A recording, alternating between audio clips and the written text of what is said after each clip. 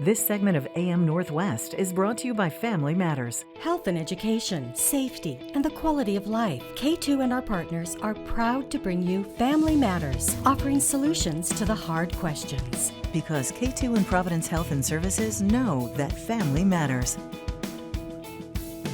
Welcome back to AM Northwest. You know, while we know healthier people have a much better chance of recovering fully from COVID-19, there are certain risks to athletes that doctors want to warn you about. Here to share more, we welcome from Providence Family Practice and Sports Medicine, physician Dr. Brianne Brown. Good morning, doctor.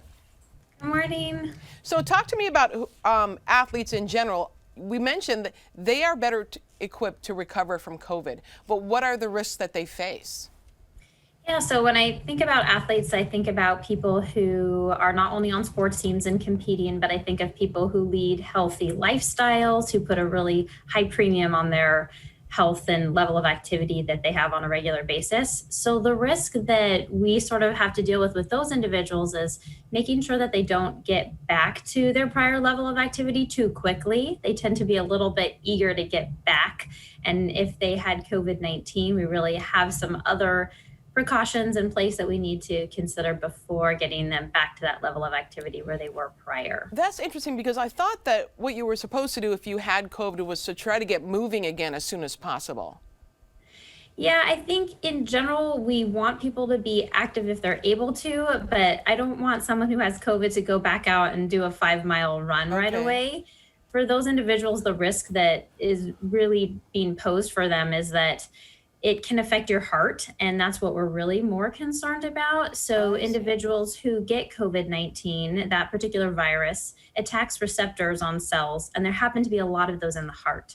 And so for someone who has COVID-19, we really worry about abnormal heart rhythms called arrhythmias and inflammation in the heart called myocarditis. And those are the two big things that we're talking about in our sports medicine groups and cardiology groups that put these athletes at higher risk if they go back too quickly. Do you want young athletes who are hoping to become professional to be extra careful as well?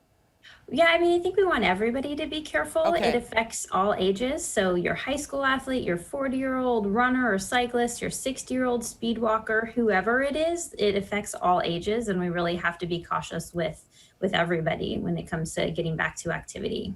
So can it affect people, these risks, these dangers? Can people who are asymptomatic, who get COVID but are asymptomatic, can it affect them as well? It absolutely can. The people that we are most concerned about are the individuals who have some symptoms that we call moderate symptoms. So shortness of breath, fever, those individuals we really have to monitor more closely. They might need additional testing done before we say it's okay for them to go back to their level of activity.